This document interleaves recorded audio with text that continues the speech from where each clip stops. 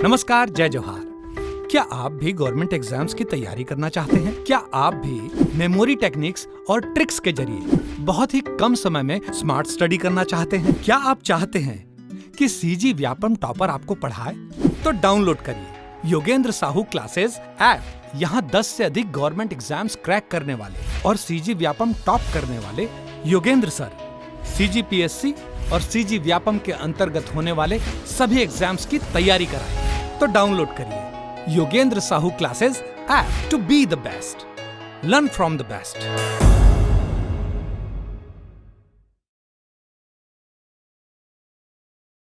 कोई भी सपना साकार करने के लिए सबसे जरूरी है सही कोच का होना। चुनिए Yogendra Sahu classes first rank को और करे अपने सीजी व्यापम CGPSC का सपना साकार। Download the app now. नमस्कार दोस्तों, स्वागत है आपका योगेंद्र साहू ऑनलाइन क्लासेस में। तो आज का हमारा टॉपिक है भारत आने वाले मध्यकालीन विदेशी आक्रमणकारी, और इससे रिलेटेड ऑब्जेक्टिव सॉल्व करेंगे आज हम। और अगर अभी तक आपने हमारे चैनल को सब्सक्राइब नहीं किया है तो चैनल को सब्सक्राइब कर लीजिए। और PDF डाउनलोड करने के लिए सर का application Yogendra Sahu classes download कर सकते हैं, जो कि प्ले स्टोर पर अवेलेबल है और उसका लिंक डिस्क्रिप्शन बॉक्स में दे दिया गया है। तो चलिए वीडियो को शुरू करते हैं। फर्स्ट क्वेश्चन देखते हैं, किताबुल हिंद किसने लिखा? तो किताबुल हिंद किसने लिखा था? अल बरूनी ने लिखा था। ठीक है, किताबुल हिंद अल बरूनी ने लिखा था। चलिए नेक्स्ट देखते हैं, चंगेज़ खान के नेतृत्व में मंगोलों ने भारत में किसके समय में आक्रमण किया था? तो आंसर है हमारा इल्तुतमिश के। ठीक है, चंगेज़ खान के नेतृत्व में मंगोलों ने भारत में किसके समय में आक्रमण किया था? तो चंगेज़ खान के नेतृत्व में मंगोलों ने इल्तुतमिश के समय में भारत पर आक्रमण किया था। ठीक है, इल्तुतमिश के समय में चंगेज़ खान ख्वारिज्म के साथ जलालुद्दीन मांगबरनी का पीछा करते हुए 1221 में भारत की सीमा पर आया था। मांगबरनी ने इल्तुतमिश से चंगेज़ खान के विरुद्ध मदद मांगी, लेकिन उसने मदद करने से इनकार कर दिया था। नेक्स्ट देखते हैं, भारत का प्रसिद्ध मयूर सिंहासन एवं हीरा ले जाया गया था। तो किसके द्वारा ले जाया गया था? नादिर शाह के द्वारा। ठीक है, नादिर शाह कौन है? तो ये ईरान का शासक था। ठीक है, नादिर शाह ईरान का शासक था जो भारत से कोहिनूर हीरा लूट के ले गया था। देखिए, जो मयूर सिंहासन जिसे तख्ते ताउस भी कहते थे, उस पे जो ये कोहिनूर हीरा था वो जड़ा हुआ था। तो इसी को लूट के ईरान का शासक जो कि नादिर शाह था लेके गया था भारत से। चलिए इसके बारे में पढ़ लेते हैं। कोहिनूर हीरा मयूर सिंहासन अर्थात तख्ते ताउस पर जड़ा था, जिसे ईरान के शासक नादिर शाह द्वारा लूट के ले जाया गया था। इसका नाम मयूर सिंहासन इसलिए पड़ा क्योंकि इसमें 2 मयूरों के चित्र बने हुए थे। ठीक है, नेक्स्ट देखते हैं, निम्नलिखित में से किस दिल्ली सुल्तान के शासनकाल में तैमूरलंग ने भारत पर आक्रमण किया था और दिल्ली को लूटा था? तो किसके शासनकाल में किया था? नसीरुद्दीन महमूद के। ठीक है, नसीरुद्दीन महमूद के। नसीरुद्दीन महमूद तुगलक वंश का अंतिम शासक था। नसीरुद्दीन महमूद कौन था? तुगलक वंश का अंतिम शासक था जो अयोग्य था। ठीक है, इस काल में तैमूरलंग ने भारत पर आक्रमण किया, 15 दिनों तक लूटपाट की और खिज़्र खां को नियुक्त कर वापस लौट गया। नेक्स्ट देखते हैं, निम्नलिखित में से किस स्थान पर पृथ्वीराज चौहान और मोहम्मद गौरी के बीच युद्ध हुए थे? तो कहाँ पर हुआ था? तराइन। ठीक है, पृथ्वीराज चौहान और मोहम्मद गौरी के बीच युद्ध तराइन में हुआ था। ठीक है, तराइन में। तराइन का प्रथम युद्ध 1991 ईस्वी व तराइन का द्वितीय युद्ध 1192 ईस्वी में हुआ था। मोहम्मद बिन कासिम था। तो मोहम्मद बिन कासिम क्या था? अरब था। ठीक है, और मोहम्मद बिन कासिम ने 712 ईस्वी में भारत पर प्रथम आक्रमण किया था। कहाँ पर? सिंध में। उस टाइम सिंध का शासक राजा दाहिर थे। ठीक है, तो जिसमें जीत किसकी हुई थी? मोहम्मद बिन कासिम की हुई थी। ठीक है, भारत का पहला मुस्लिम आक्रमण किस वर्ष में हुआ था? तो भारत का पहला मुस्लिम आक्रमण किस वर्ष में हुआ था? 711 और 712 में हुआ था। ठीक है, किसने किया था? तो मोहम्मद बिन कासिम ने किया था। और कहाँ पर किया था? भारत के सिंध में किया था। ठीक है, सिंध प्रांत में। और उस टाइम सिंध के राजा कौन थे? दाहिर थे, राजा दाहिर। ठीक है, भारत में प्रथम मुस्लिम आक्रमणकारी मोहम्मद बिन कासिम ने 712 ईस्वी में भारत के सिंध प्रांत पर आक्रमण किया, जो एक अरबी मुस्लिम आक्रमणकारी था।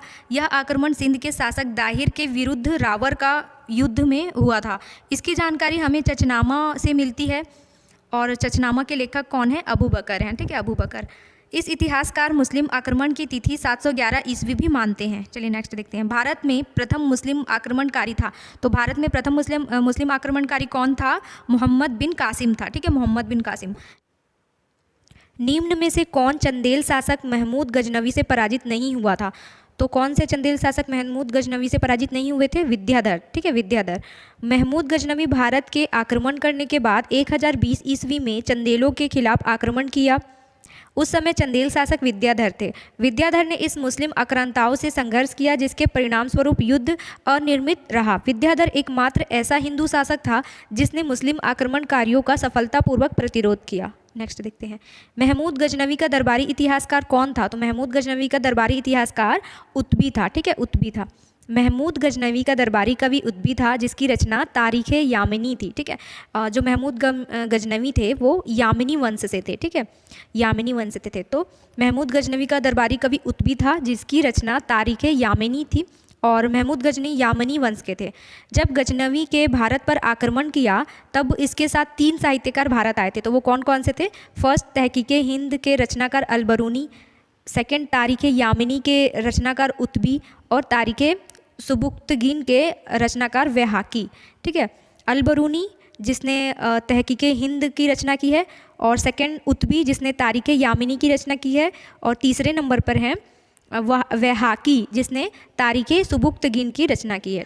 इसके साथ ही साथ शाहनामा के रचनाकार फिरदौसी भी इसका दरबारी कवि था, ठीक है। फिरदौसी जिसने शाहनामा की रचना की थी वो भी महमूद गजनवी के दरबारी कवि थे।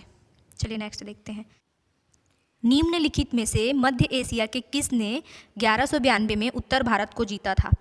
तो किसने 1192 में उत्तर भारत को जीता था?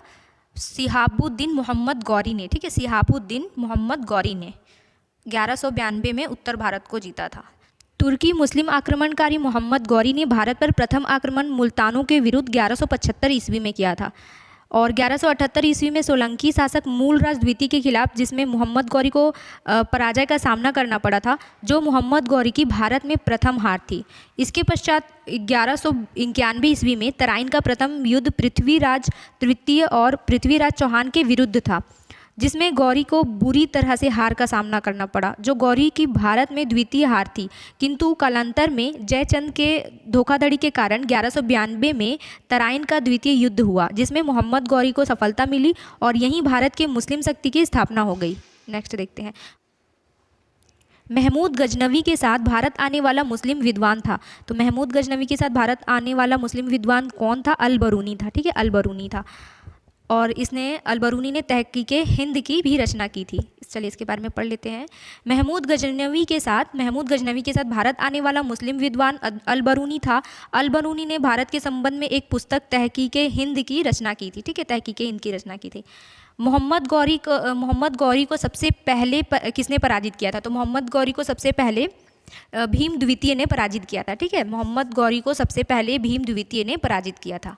नेक्स्ट देखते हैं, किस मुस्लिम शासक के सिक्कों पर देवी लक्ष्मी की आकृति बनी है? तो मोहम्मद गौरी, ठीक है, मोहम्मद गौरी जो शासक था उसके सिक्कों पर देवी लक्ष्मी की आकृति बनी थी, ठीक है। वह युद्ध जिसमें भारत में मुस्लिम शक्ति की स्थापना हुई वो कौन सा युद्ध था? तराइन का द्वितीय युद्ध था, ठीक है, तराइन का द्वितीय युद्ध था जिसमें मुस्लिम जो शासक थे उसकी शक्ति की स्थापना हुई थी। चलिए नेक्स्ट देखते हैं, भारत में मोहम्मद गौरी ने किसको प्रथम अख्ता प्रदान किया था? तो किसे किया था? कुतुबुद्दीन ऐबक को, ठीक है। तराइन के द्वितीय युद्ध में मोहम्मद गौरी ने अपने गुलाम कुतुबुद्दीन ऐबक को अपने पराक्रम के कारण युद्ध विजय के बाद प्रथम अख्ता प्रदान किया था, जो आगे चलकर दिल्ली सल्तनत के निर्माण के लिए आधार बना था।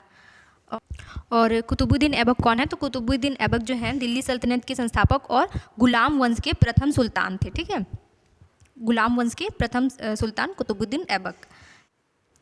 मोहम्मद गौरी के किस दास ने बंगाल एवं बिहार पर विजय प्राप्त की थी? तो किसने की थी? बख्तियार खिलजी ने की थी, ठीक है, बख्तियार खिलजी ने की थी। मोहम्मद गौरी के 3 गुलाम एवं उनके साम्राज्य निम्न थे। पहला, यलदौज को गजनी का शासक, सेकंड गुलाम कुबाचा को सिंध प्रांत और तीसरा है गुलाम ऐबक को दिल्ली, ठीक है। बख्तियार खिलजी कुतुबुद्दीन ऐबक का सहसेना नायक था जिसने नालंदा और विक्रमशिला विश्वविद्यालय को ध्वस्त किया था।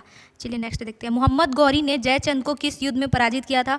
तो चंदावर का युद्ध में किया था, ठीक है। मोहम्मद गौरी ने जयचंद को चंदावर के युद्ध में पराजित किया था और ये कब हुआ था? 1194 ईस्वी में हुआ था, ठीक है, 1194 ईस्वी में हुआ था। नेक्स्ट देखते हैं, तैमूरलंग ने किस वर्ष में भारत पर आक्रमण किया था? तो तैमूरलंग ने भारत में 1398 ईस्वी में आक्रमण किया था। ठीक है, तैमूरलंग ने 1398 ईस्वी में भारत पर आक्रमण किया था। नेक्स्ट देखते हैं, निम्नलिखित नामों को कालानुक्रम में व्यवस्थित करें एवं नीचे दिए गए कूट को सही उत्तर प्राप्त करें। तो देखिए इसको सही क्रम में जमाना है। देखिए सबसे पहले आएंगे महमूद गजनवी। ठीक है, पहले महमूद गजनवी, सेकंड नंबर पर आएंगे मोहम्मद गौरी। ठीक है, मोहम्मद गौरी के बाद चंगेज़ खान और चंगेज़ खान के बाद तैमूर। एक बार और देख लेते हैं, फर्स्ट नंबर पे महमूद गजनवी, फिर सेकंड मोहम्मद गौरी, तीसरे नंबर पर चंगेज़ खान, फिर तैमूर। ठीक है, चलिए इसके बारे में पढ़ लेते हैं। भारत में आने वाले विदेशी आक्रमणकारी, देखिए मोहम्मद बिन कासिम अरबी मुस्लिम आक्रमणकारी था, जो कि कब आया था भारत में? 712 ईस्वी में। ठीक है, 712 ईस्वी में। सेकंड नंबर पर महमूद गजनवी तुर्की मुस्लिम आक्रमणकारी, ये आए थे 1000 ईस्वी में। ठीक है, 1000 ईस्वी में। फिर तीसरे नंबर पर सिहाबुद्दीन मोहम्मद गौरी, ये भी तुर्की मुस्लिम आक्रमणकारी थे, जो कि भारत में कब आए? 1175 ईस्वी में। ठीक है, 1175 ईस्वी में। नेक्स्ट है चंगेज़ खान, जो कि मंगोल आक्रमणकारी थे। ठीक है, ये कब आए थे? 1221 ईस्वी में आए थे। ठीक है, चंगेज़ खान मंगोल आक्रमणकारी थे, जो कि भारत में 1221 ईस्वी में इल्तुतमिश के शासनकाल में आए थे। ठीक है, किसके शासनकाल में आए थे चंगेज़ खान? इल्तुतमिश के शासनकाल में आए थे। और कब आए थे? 1221 ईस्वी में आए थे। ठीक है, फिर आते हैं तैमूरलंग।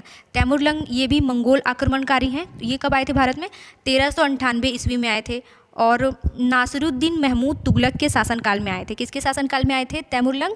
नासिरुद्दीन महमूद तुगलक के शासनकाल में आए थे और 1398 ईस्वी में आए थे। ठीक है, फिर नेक्स्ट कौन है? नादिर शाह, जो कि ईरानी आक्रमणकारी थे। ठीक है, नादिर शाह कौन थे? ईरानी आक्रमणकारी थे, और ये आए थे भारत में 1739 में आए थे। ठीक है, और इन्होंने ही भारत का कोहिनूर हीरा लूट के ये लेके गए थे। ठीक है, कब आए थे भारत में? 1739 में आए थे। और किसके शासनकाल में आए थे? तो मोहम्मद शाह रंगीला के शासनकाल में आए थे। ठीक है, नादिर शाह ईरानी आक्रमणकारी थे और ये आए थे 1739 में, और ये मोहम्मद शाह रंगीला के शासनकाल में आए थे।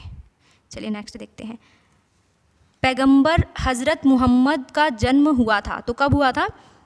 570 ईस्वी में हुआ था। ठीक है, 570 ईस्वी में। चलिए नेक्स्ट देखते हैं, इस्लाम धर्म के संस्थापक हजरत मोहम्मद साहब का जन्म 570 ईस्वी में मक्का में हुआ।